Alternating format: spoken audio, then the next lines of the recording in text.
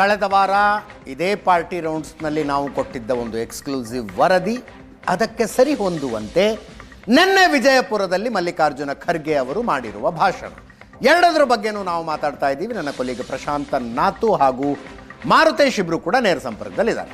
ಮಾರುತೇಶ್, ಸುಮ್ಮನೆ ನನಗೆ ಹಿಂಗೆ ಮಾತಾಡ್ತಾ ಇರುವಾಗ ಬಂದಂಥ ವಿಷಯ ಇದು. ಅಕಸ್ಮಾತ್ ಸಿದ್ದರಾಮಯ್ಯನವರಿಗೆ ಮುಖ್ಯಮಂತ್ರಿ ಸ್ಥಾನದಿಂದ ಕೆಳಗಿಳಿಯುವ ಅನಿವಾರ್ಯತೆ ಉಂಟಾದರೆ ಡಿ.ಕೆ. ಶಿವಕುಮಾರ್ ಬೇಡ, ಮಲ್ಲಿಕಾರ್ಜುನ ಖರ್ಗೆ ಅವರು ಬೇಕಾದರೆ ಆಗಲಿ ಅಂತಾರೆ. ಲಿಂಗಾಯತ ಸಮುದಾಯ, ಒಕ್ಕಲಿಗ ಸಮುದಾಯ ಹೆಂಗೂ ಅಷ್ಟಕ್ಕಷ್ಟೇ ಅನ್ನೋ ಹಂಗಿದೆ. ಆದರೆ OBC ಜೊತೆಗೆ ಅಹಿಂದದ ಚಾಂಪಿಯನ್ ಅನ್ನಿಸಿಕೊಳ್ಳಬೇಕು ಅನ್ನೋ ಏನು ಆಸೆ ಇದೆಯಲ್ಲ ಸಿದ್ದರಾಮಯ್ಯನವರಿಗೆ, ನನ್ನಿಂದಾಗಿ ಒಬ್ಬ ದಲಿತ ಮುಖ್ಯಮಂತ್ರಿ ಆಗೋ ಹಂಗಾಯಿತು ಅನ್ನುವ ಕ್ರೆಡಿಟ್ ಬರುತ್ತೆ ಅಂತ. ಒಂದೇ ನಿಮಿಷ ಪ್ರಶಾಂತ್ ಇದೆ. ಪ್ರಶಾಂತ್, ಎಸ್, ಇನ್ನೊಂದ್ಸಲ ಹೇಳಿ. ಇದು ಸಿದ್ದರಾಮಯ್ಯನವರಿಗಿಂತ ಸಿದ್ದರಾಮಯ್ಯನವರ ಬೆಂಬಲಿಗರು ಯಾರಿದ್ದಾರೆ ಅವ್ರಿಗೆ ಜಾಸ್ತಿ ಇದೆ. ಒಂದು ವೇಳೆ ಸಿದ್ದರಾಮಯ್ಯನವರು ಕೆಳಗಿಳಿಸೋದು ಅನಿವಾರ್ಯ ಆದರೆ ಓಕೆ, ಖರ್ಗೆ ಸಾಹೇಬರು ಬರಲಿ ಅಂತ. ಓ ಹಾಗೆ, ಓಕೆ, ಎಸ್ ಮಾರುತೇಶ್. ಆಗ ಸಿದ್ದರಾಮಯ್ಯನವ್ರಿಗೊಂದು ಕ್ರೆಡಿಟು ಇರುತ್ತೆ ಅಲ್ಲ. ನಾತು ಸರ್ ಹೇಳಿದಾಗೆ ಸಿದ್ದರಾಮಯ್ಯನವ್ರಿಗೆ ಆ ಥರದ ಅಭಿಪ್ರಾಯ ಇರುವಂತಹ ಸಾಧ್ಯತೆಗಳು ಬಹಳ ಕಡಿಮೆ. ಆದರೆ ಸಿದ್ದರಾಮಯ್ಯನವರ ಬೆಂಬಲಕ್ಕೆ ನಿಂತಿರ್ತಕ್ಕಂತಹ ಸಮುದಾಯದ ಶಾಸಕರು, ಸಚಿವರುಗಳೇನಿದ್ದಾರೆ ಅವರಲ್ಲಿ ಈ ಅಭಿಪ್ರಾಯ ಬಹಳ ದೊಡ್ಡ ಪ್ರಮಾಣದಲ್ಲಿ ಇದೆ.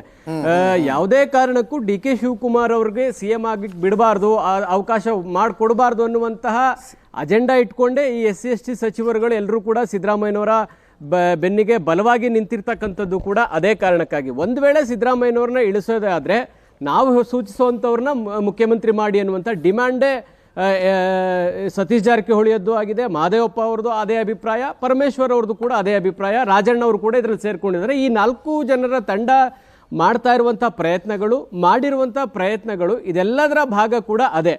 ಈ ಸಂದರ್ಭ ಹೊರತುಪಡಿಸಿದರೆ ಮುಂದೆ ಮತ್ತೊಮ್ಮೆ ದಲಿತರು ಮುಖ್ಯಮಂತ್ರಿ ಆಗುವಂಥ ಯಾವ ಅವಕಾಶಗಳು ಇಲ್ಲ ಅನ್ನುವಂಥದ್ದು ಬಹಳ ದೊಡ್ಡ ಪ್ರಮಾಣದಲ್ಲಿ ಮನದಟ್ಟಾದಂಗೆ ಇದೆ. ಆ ಕಾರಣಕ್ಕಾಗಿ ಸತೀಶ್ ಜಾರಕಿಹೊಳಿ, ಪರಮೇಶ್ವರ್, ಮಹದೇವಪ್ಪ, ರಾಜಣ್ಣ ಆಗಾಗ ಸಭೆ ಸೇರಿ 1-to-1 ಚರ್ಚೆ ನಡೆಸೋದಿರ್ಬೋದು, ಜಿಲ್ಲೆಗಳಿಗೆ ಭೇಟಿ ನೀಡಿದಾಗ ಶಾಸಕರುಗಳ ಜೊತೆ ಮಾತನಾಡಿರುವಂಥದ್ದಿರ್ಬೋದು.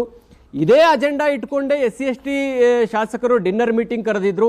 ಅದು ಹೈಕಮಾಂಡ್ಗೆ ಡಿ.ಕೆ. ಶಿವಕುಮಾರ್ ದೂರು ಕೊಟ್ಟ ಬಳಿಕ ಇದೇ ಅಜೆಂಡಾದ ಕಾರಣಕ್ಕಾಗಿ ಡಿನ್ನರ್ ಮೀಟಿಂಗ್ ನಡೀತಾ ಇದೆ ಅಂದಾಗ ಅದನ್ನು ಪೋಸ್ಟ್ಪೋನ್ ಮಾಡುವಂತೆ ಸುರ್ಜೇವಾಲಾ ಪತ್ರ ಬರೆದಿದ್ದು, ಸೂಚನೆ ಕೊಟ್ಟಿದ್ದು, ಇದೆಲ್ಲದರ ಹಿಂದೆ ಇರ್ತಕ್ಕಂಥದ್ದು ಒಂದೇ, ಸಿದ್ದರಾಮಯ್ಯನವರು ಮುಂದುವರಿಲಿ. ಒಂದು ವೇಳೆ ಸಿದ್ದರಾಮಯ್ಯನವರು ಮುಂದುವರಿಯದೇ ಇದ್ದರೆ ಅವ್ರನ್ನ CM ಸ್ಥಾನದಿಂದ ಕೆಳಗಿಳಿಸೋದೇ ಅನಿವಾರ್ಯ ಆದರೆ ದಲಿತರನ್ನ ಮುಖ್ಯಮಂತ್ರಿ ಮಾಡಿ ಅನ್ನುವಂಥ ಅಜೆಂಡಾವೇ ನಮ್ಮದಾಗಿರಬೇಕು ಅಂತ. ಆ ಆಯ್ಕೆ ಬಂದಾಗ ಅದು ಮಲ್ಲಿಕಾರ್ಜುನ್ ಖರ್ಗೆ ಆಗ್ತಾರೋ, ಮಹದೇವಪ್ಪನೋ, ಪರಮೇಶ್ವರೋ, ಅದು ಸೆಕೆಂಡ್ರಿ. ಆದರೆ ದಲಿತರ ಮುಖ್ಯಮಂತ್ರಿ ಆಗೋದಕ್ಕೆ ಇದು ಸೂಕ್ತ ಸಂದರ್ಭ. ನಾವು ಈ ಸಂದರ್ಭದಲ್ಲಿ ಗಟ್ಟಿಯಾಗಿ ನಿಂತ್ಕೊಳ್ಳದೆ ಇದ್ರೆ ಅದು ಸಾಧ್ಯ ಇಲ್ಲ ಅನ್ನುವಂಥ ಅಭಿಪ್ರಾಯ ಈ ಸಚಿವರುಗಳಲ್ಲಿ ಇದೆ. ಆ ಕಾರಣಕ್ಕಾಗಿ ಈ ಸಚಿವರುಗಳ ಅಭಿಪ್ರಾಯವನ್ನು ಸಿದ್ದರಾಮಯ್ಯ ಓವರ್ಟೇಕ್ ಮಾಡಲಿಕ್ಕೆ ಸಾಧ್ಯ ಇಲ್ಲ. ಯಾಕಂದರೆ ಸಿದ್ದರಾಮಯ್ಯನವರ ಶಕ್ತಿ ಅಡಗಿರುವಂಥದ್ದೇ ಮಹದೇವಪ್ಪನವರ ಕಾರ್ಯತಂತ್ರದಿಂದ, ಸತೀಶ್ ಜಾರಕಿಹೊಳಿ ಅವರ ಶಾಸಕರ ಬಲ ಮತ್ತು ಅವರ ತಂತ್ರಗಾರಿಕೆಯಿಂದ, ರಾಜಣ್ಣ ಅವರ ಮಾತುಗಾರಿಕೆಯಿಂದ, ಪರಮೇಶ್ವರ್ ಅವರು ಸಮುದಾಯದ ಪ್ರಭಾವಿ ನಾಯಕರು ಆಗಿರೋದ್ರಿಂದ, ಅಂದರೆ ಇವರೆಲ್ಲರ ಶಕ್ತಿ ಇರ್ತಕ್ಕಂಥ ಸಿದ್ದರಾಮಯ್ಯನವರ ಶಕ್ತಿನೇ ಈ 4 ಜನರಾಗಿದ್ದಾರೆ. ಸೊ ಆ ಕಾರಣಕ್ಕಾಗಿ ಈ 4 ಅಭಿಪ್ರಾಯವನ್ನ ಸಿದ್ದರಾಮಯ್ಯನವರು ತೆಗೆದು ಹಾಕೋದಿಲ್ಲ ಅನ್ನುವಂಥದ್ದು ನನ್ನ ಅಭಿಪ್ರಾಯ. ಆ ಕಾರಣಕ್ಕಾಗಿ ಒಂದು ವೇಳೆ ಸಿದ್ದರಾಮಯ್ಯನವರು ಇಳಿಯೋದೇ ಆದರೆ ಸಹಜವಾಗಿ ಅದಕ್ಕೆ ಪರ್ಯಾಯವಾಗಿ ಮಲ್ಲಿಕಾರ್ಜುನ ಖರ್ಗೆ ಅವರು ನೋಡ್ತಾರೆ. ಯಾಕೆಂದ್ರೆ ಸಿದ್ದರಾಮಯ್ಯನವ್ರಿಗಿಂತ ಒಂದು ಹೆಜ್ಜೆ ಮೇಲಿರ್ತಕ್ಕಂಥವ್ರನ್ನ ತಂದು ಕೂರಿಸೋದು, ಅನುಭವದಲ್ಲಿರ್ಬೋದು, ಪಕ್ಷದ ಲಾಯಲ್ಟಿ ವಿಚಾರದಲ್ಲಿರ್ಬೋದು, ಅದೆಲ್ಲದರಲ್ಲೂ ಖರ್ಗೆ ಅವರು ಒಂದು ಹೆಜ್ಜೆ ಮುಂದೆನೇ ಇದ್ದಾರೆ. ಆ ಕಾರಣಕ್ಕಾಗಿ ಅವರಿಗೆ ಅನುಭವ ಇದೆ ಮತ್ತು ಇಲ್ಲಿ ಅನ್ಯಾಯ ಆಗಿರ್ತಕ್ಕಂಥ ಕೂಗು ಇದೆ.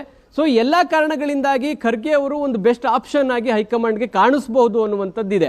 ಸೊ ಆ ಕಾರಣಕ್ಕಾಗಿ ಒಂದು ಈಗ ಸಿದ್ದರಾಮಯ್ಯನವ್ರ ಜೊತೆಗಿರೋದು, ಸಿದ್ದರಾಮಯ್ಯನವರು 5 ವರ್ಷ ಮುಂದುವರಿಬೇಕು ಅನ್ನೋದು, ಅದು ಆಗದೇ ಇದ್ದಾಗ ದಲಿತರನ್ನು ಮುಖ್ಯಮಂತ್ರಿ ಮಾಡೋ ಅನ್ನುವಂಥದ್ದು ಇದು 2ನೇ ಆಪ್ಷನ್. 3ನೇ ಆಪ್ಷನ್ ಅನ್ನ ಈ ಸಚಿವರುಗಳು ಯಾರು ಕೂಡ ನೋಡ್ತಾ ಇಲ್ಲ.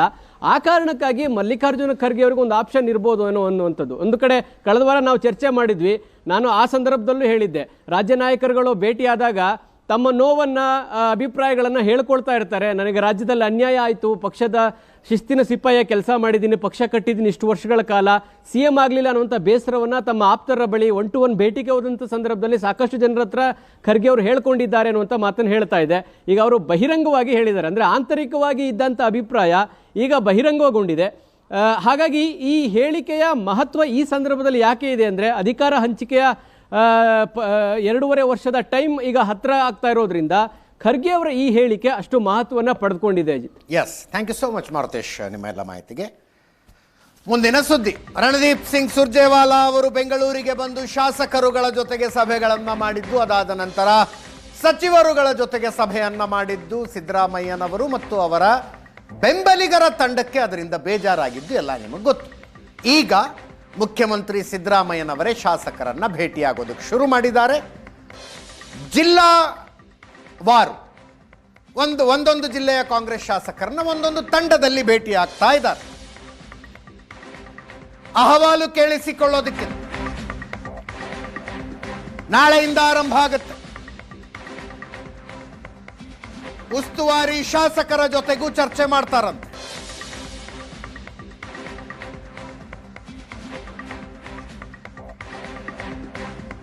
ಆಯಾ ಜಿಲ್ಲೆಯಲ್ಲಿ ಎಷ್ಟೆಷ್ಟು ಕಾಂಗ್ರೆಸ್ ಶಾಸಕರಿದ್ದಾರೆ ಅನ್ನೋದರ ಆಧಾರದ ಮೇಲೆ ಮೀಟಿಂಗಿಗೆ ಟೈಮ್ ಫಿಕ್ಸ್ ಆಗಿದೆ. ದೊಡ್ಡ ಜಿಲ್ಲೆಗಳು, ಹೆಚ್ಚು ಶಾಸಕರಿರುವ ಜಿಲ್ಲೆಗಳಿಗೆ 1 ಗಂಟೆ, ಸಣ್ಣ ಸಣ್ಣ ಜಿಲ್ಲೆಗಳು, ಕಡಿಮೆ ಕಾಂಗ್ರೆಸ್ ಶಾಸಕರಿರುವಂತಹ ಜಿಲ್ಲೆಗಳಿಗೆ ಅರ್ಧ ಗಂಟೆ.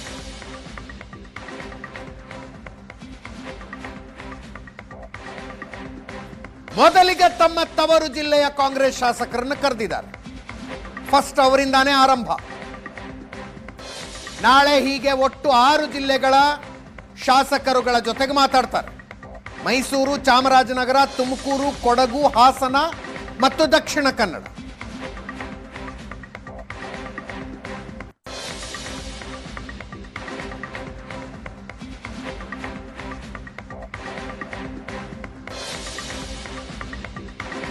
ಆರು ಜಿಲ್ಲೆಗಳು ಮೈಸೂರು, ಚಾಮರಾಜನಗರ, ತುಮಕೂರು, ಕೊಡಗು, ಹಾಸನ ಮತ್ತು ದಕ್ಷಿಣ ಕನ್ನಡ. ಜಿಲ್ಲಾ ಉಸ್ತುವಾರಿ ಸಚಿವರನ್ನು ಕರೀತಾರೆ. ಆಯಾ ಜಿಲ್ಲೆಯ ಶಾಸಕರುಗಳ ಜೊತೆಗೆ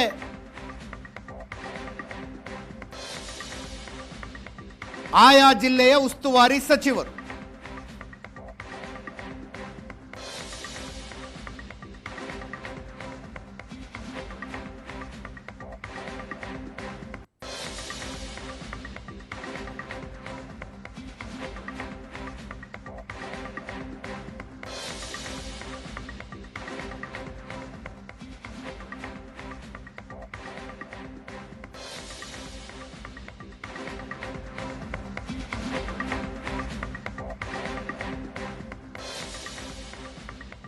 ಮತ್ತೊಮ್ಮೆ ಪ್ರಶಾಂತ್ ನಾತು ನೇರ ಸಂಪರ್ಕದಲ್ಲಿದ್ದಾರೆ. ಪ್ರಶಾಂತ್, ಕಾಕತಾಳೀಯವೋ ಅಥವಾ ರಣದೀಪ್ ಸಿಂಗ್ ಸುರ್ಜೇವಾಲಾ ಅವರ ಸಭೆಯಿಂದ ಎಚ್ಚೆತ್ತುಕೊಂಡು ಈ ರೀತಿಯಲ್ಲಿ ಮಾಡ್ತಿದ್ದಾರೆ ಅನ್ನೋದು ಈ ವಿಶ್ಲೇಷಣೆ ಕರೆಕ್ಟ್?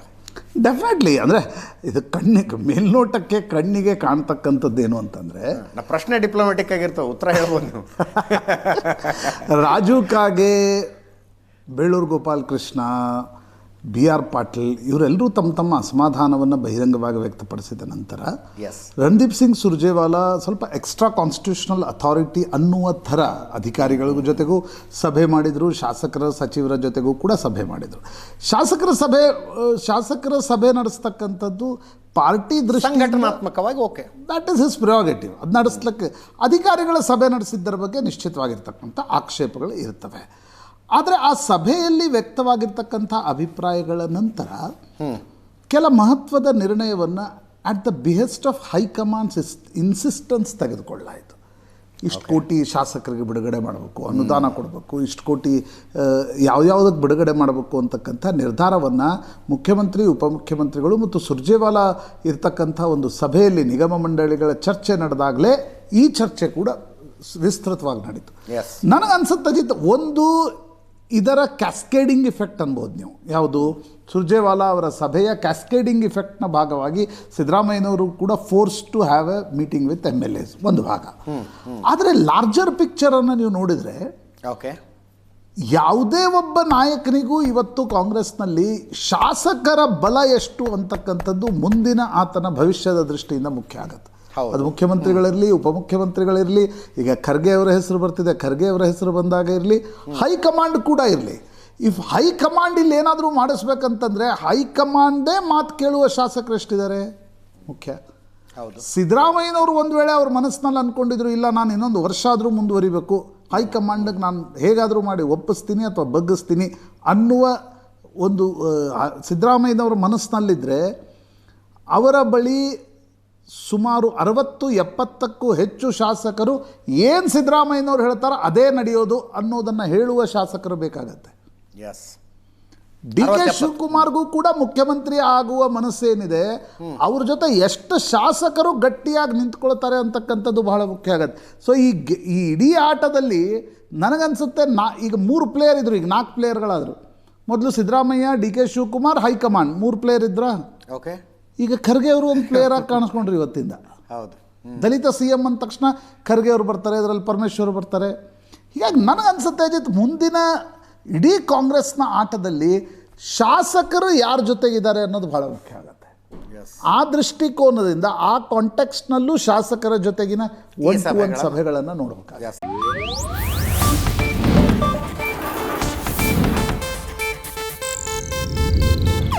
ಇದು ಏಷ್ಯಾನೆಟ್ ನ್ಯೂಸ್ ನೆಟ್ವರ್ಕ್ ಪ್ರಸ್ತುತಿ.